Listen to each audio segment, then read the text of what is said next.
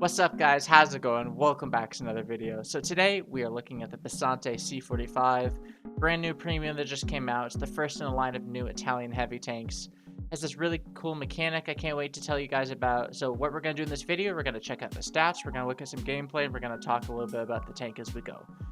By the way, my last two videos have been a great smashing hit. I want to thank you guys so much for that. The likes have been great. The subs that came off the videos have been great. It's been really awesome. With that, let's see if we can get to 50 likes on this video. I think it's a big number, but we can definitely do it because this is going to be a good video. Alright guys, enjoy. Alright, so we're checking out the stats here, and a few things stands out to me. It has a pretty low DPM, but that's pretty standard for an auto reloader. It's 360 alpha, 218 pen with the standard rounds, and then when you switch to the gold rounds, which is heat, it's 270, but you have really bad shell velocity, and it's also heat, so you're going to struggle against a lot of spaced armor. Your interclip is 3 seconds, which is really good because the tier 10 is a 4-second interclip. And the base reload for your final shot is 11.5 seconds. I think it gets down to around 9.5 once you're all kitted out with equipment and a good crew. The gun is really inaccurate. I'm going to say that now before we even watch some gameplay. The gun's really inaccurate. 0.4 dispersion. It just struggles. Top speed, it's 50, but the tank is really sluggish. You can see that with the 12 power to weight ratio. We talked about the 274A being sluggish, and that has a 17 power to weight. So, yeah, this thing is not fast. It's really well armored, though. It has a nice hull armor. Lower plate is really bad. The turret has pretty good armor. 1400 health, pretty standard of 380 view range. Now, let's go and look at the model here. Switch it over collision. So, as I said, it has a nice turret. Seen about what 250 in most effective places. Then you got some nice spaced armor around the gun here. Now, the upper plate is about 210, which is going to be very effective against most tier 10 shots because you're going to be angling it. And I'll show you the visual model here. This plate right here, you're going to bait a lot of people to shoot it, and it's hyper angled, so it's going to bounce a lot of shots from people who do not know about it. Really, where you want to shoot is kind of just in here or the lower plate. Obviously, the lower plate is really weak. Now, if this thing is using its gun depression, which it should be, like this, 10 degrees of gun depression, by the way, which is really huge. I forgot to mention that. You pretty much just want to shoot it, and it's under the gun right here. If you have APCR, I think he will go through as well, but tanks.gg is kind of broken. I don't really know why. But basically, you can kind of just go through this area here. So that's how you want to beat the tank. On the side, it's a good side scraper. It has a lot of spaced armor. About 75 millimeters here, and then in the back, it's really weak. So I can see a lot of people shooting HE against it if you get a free shot. So keep an eye out for that. Let's go ahead and hop into the gameplay. Alright, so here we have Ensk. Now, Ensk is one of my favorite maps to play in a heavy tank. There's a lot of really nice holddowns to play, a lot of really nice corners to side scrape off of. This tank is actually a pretty good side scraper. I feel pretty comfortable being able to sit against other tier 8 heavies and reliably bounce shots while also hitting them in return. So we poked this corner early. I think this is a pretty good spot to try to get early damage. This Tiger 2 is actually set up for it, which is a bit unusual, but we get a nice shot here into the 50 TP. So now that I think about it, there's one tank that this really reminds me of.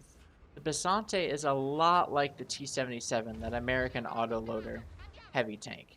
Now you have similar HPs, you both have 3 shots in your clip, right? Your guns are rather inaccurate, and you have bad DPM.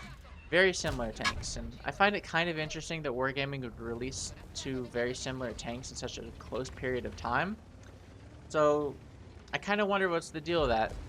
In my opinion, if Wargaming is going to release new premiums, they should really be like, not necessarily polar opposites, but they should be very different from each other. Because if they're promoting different types of tanks, you're going to see a lot more diversity in game. You're not going to see like spam of the same tank over and over as much.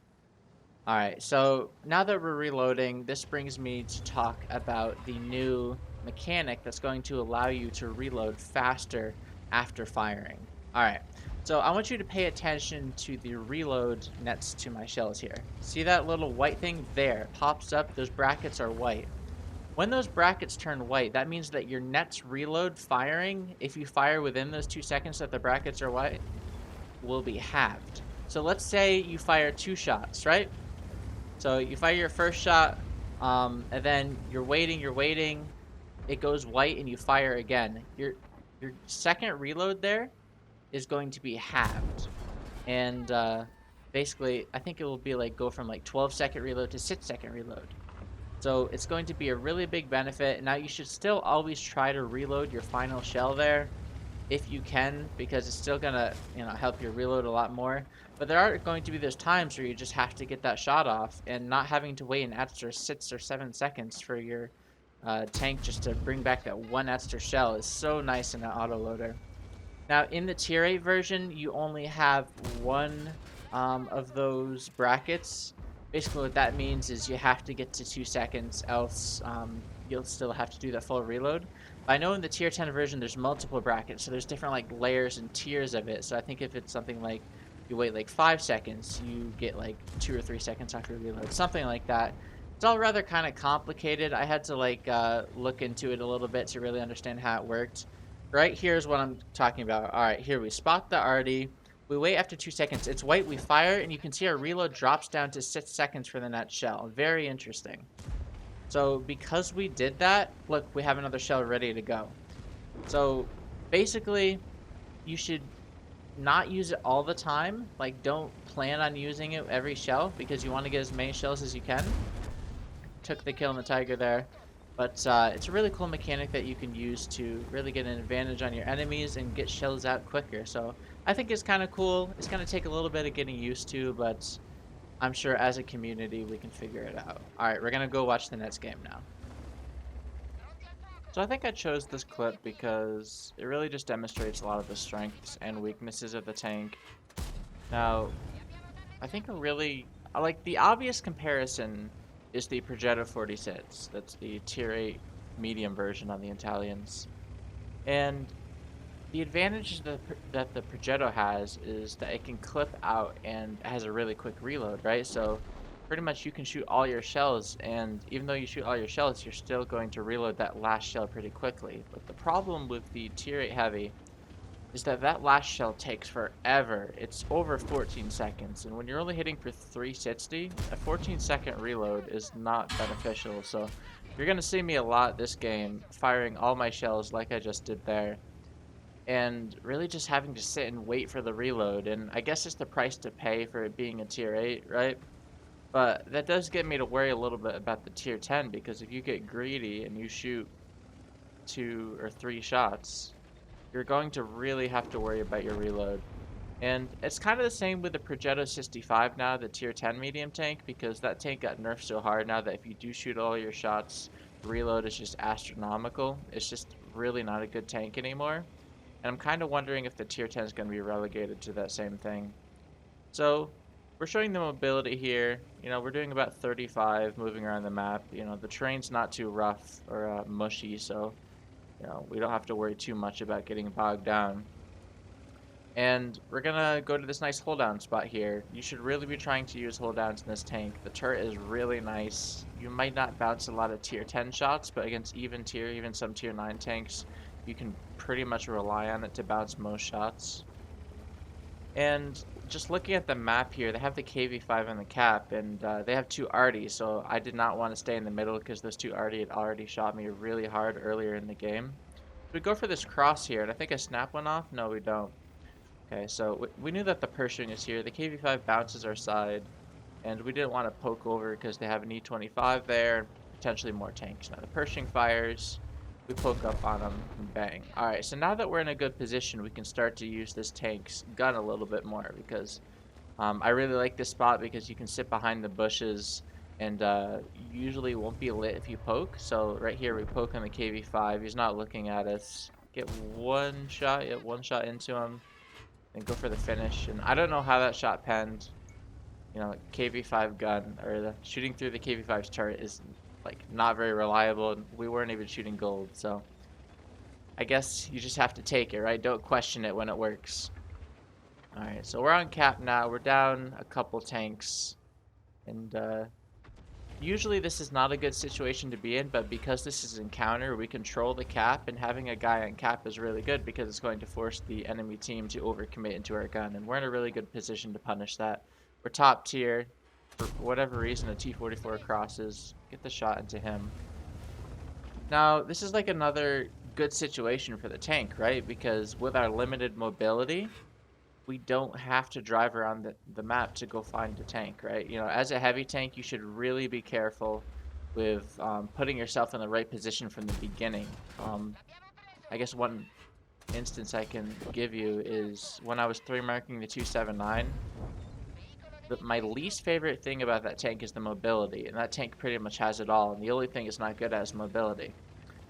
And if you go to the wrong position early in the 279 and the enemy team is not there for you to fight, you could just have a horrible game. So it's kind of similar to this tank. This tank, you know, for tier 8 mobility is not too bad. But I feel like in this situation it just panned out really well for us. Alright, so now let's take a look at the map here. We have almost 2 minutes on cap, right? And they have a T29 in the middle. So really, there's no point to stay in E1 anymore because at this point, I'm thinking that the game is pretty much ours. If you look at our teammates, we all have a ton of health points, and the tanks that we're fighting are not necessarily threats. I think I see a UDES, an E25, a couple of Arty. So this is really where you want to clean up at the beginning of the game, or end of the game. Get the nice shot into SU-122 there. We're going to move up into the ridge line. Now, it's so important to, and this is in any tank, to realize when the game is lost or when the game is won. Sometimes games creep up on you and you don't realize it and you're like, oh, the game's over already. You know, I could have been doing so much more. In my personal opinion, I feel like at the end of games, especially if you're winning, like definitely if you're winning, you should be trading your HP at least evenly because if you're going to win the game, you might as well use your own health points as a resource to get yourself more damage. If I end a game as a one-shot or I'm dead, and I completely maximize my potential for getting damage, I'm going to be really happy with how I played that game.